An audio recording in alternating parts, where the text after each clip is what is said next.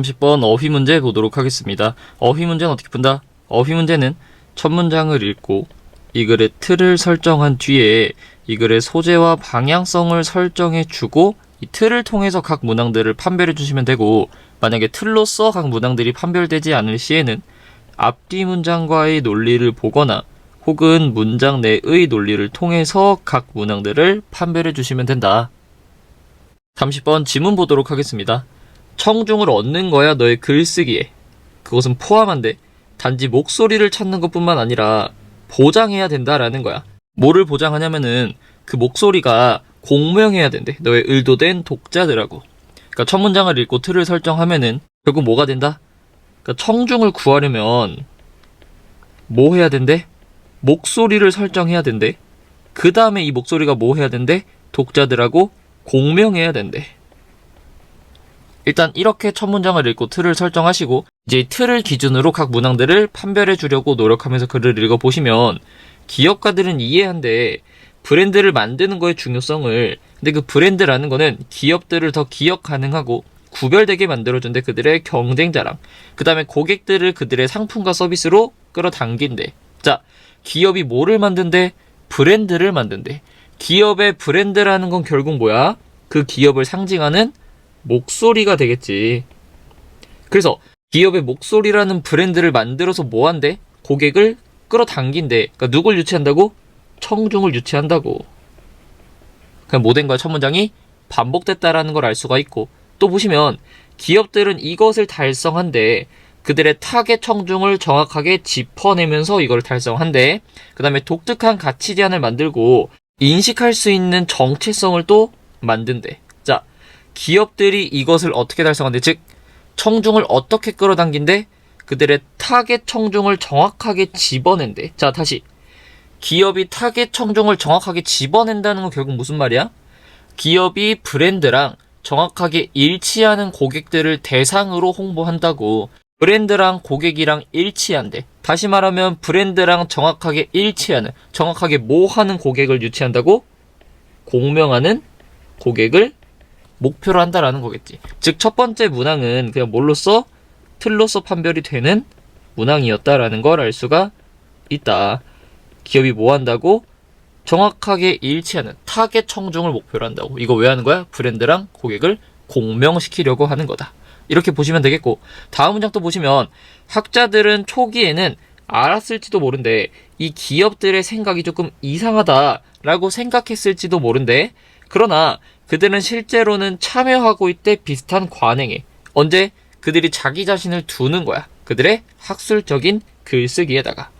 일단 2번은 어떤 접속사를 봐야 돼? while이라는 애를 봐야겠죠. 우리 while이라는 접속사의 특징이 뭐야? 반면에라는 이런 while의 특징은 부사절에 있는 내용하고 주절에 있는 내용하고 방향성이 어때야 돼? 반대가 돼야 돼. 주절이 플러스면 부사절은 마이너스, 주절이 마이너스면 부사절은 플러스가 돼야 되는데, 그러니까 예를 들어서 나는 고양이를 좋아하는 반면에 강아지를 키운다. 이런 식으로 방향성이 혹은 소재가 반대가 돼야 된다라는 거. 그래서 보니까 얘가 지금 뭐라 그랬어? 과학자들은 기업가적 개념이 낯설어. 낯설다는 건 어떻게 보면 안 좋은 거지. 낯설어서 안 좋지만 비슷한 관행을 지금 뭐하고 있대? 사용하고 있대. 사용한다라는 건 좋은 거잖아. 두 개 방향성이 어때? 정확하게 반대가 되니까. 2번은 뭘로써? 문장 내에 있는 while이라는 애를 통해서, 즉 문장 내의 논리를 통해서 판별이 되는 문항이었다라는 거. 또 내용적으로도 보시면 결국에 과학자도 뭐한대? 비슷한 관행을 한다라는 건 결국 과학자도 뭐 한다라는 거야? 청중을 끌어들이기 위해서 목소리를 설정하고 그 목소리랑 청중이랑 공명시킨다라는 거지. 지금 계속 같은 말이 뭐 되고 있어? 반복되고 있다라는 것까지 우리가 내용적으로 이해할 수가 있었다. 그래서 뒤에 또 보시면 고려해보래. 일반적인 문헌 검토 또는 동기부여 섹션을 보래. 학술 논문에서. 그 목표는 뭐냐면은 강조하는 거야. 갭을 현존하는 연구에서. 그 다음에 두는 거래. 그 연구원들 자신을 사람으로서 두는 건데 어떤 사람이냐면은 이 간과된 영역을 처리할 사람으로 둔대. 자, 일단 다시 문항 먼저 보면은 존재하는 연구에 갭이 있고 이런 간과된 영역을 처리하는 사람으로 자기 연구자를 둔대. 다시 이 간과된 부분이 가리키는 말이 뭐지? 앞에 있는 갭이 되겠지. 다시 현재 존재하는 연구에 갭이 있어. 놓친 부분이 있어. 그러니까 그게 뭐라고? 간과된 부분이라고. 즉 문장 내의 논리로 간과된 부분이니까 뭐라고? 갭이라고 표현한 게 전혀 논리적으로 어색한 게 없으니까 3번마저 뭘로 그냥 판별된다라는 거 문장 내의 논리로서 판별이 된다라는 걸 알 수 있고, 자 내용적으로도 조금 보시면 결국 목표가 뭐래? 현존하는 연구의 어떤 갭, 놓친 부분을 강조하고 자기 자신을 그 간과된 부분을 처리할 사람으로 뭐 하는 거래? 설정하는 거래. 자기 자신을 간과한 부분을 다룰 사람으로 설정한다. 자기 자신을 뭐로 설정한다고? 보이스, 목소리로 설정한다 라고 이해하시면 되겠죠. 다음 또 보시면 문제는 뭐냐면은 이 사람이 말했듯이 단지 혁신적인 아이디어를 만드는 거, 그게 문제가 아니라 문제는 뭐라는 거야? 독특한 목소리를 만들어내는 거에 문제가 있대. 근데 그 목소리는 독자들이 생각하게 해야 된대. 아, 이게 작가의 말처럼 들리는구나 라고. 자, 다시 보시면 아, 이게 작가의 목소리구나 라고 느끼도록 만들어야 된대. 즉 뭐 해야 된다고? 이게 작가의 목소리구나 라는 걸 독자들이 인식하게 해야 된다고. 왜? 이렇게 되면 뭐 할 수 있으니까? 공명할 수 있으니까.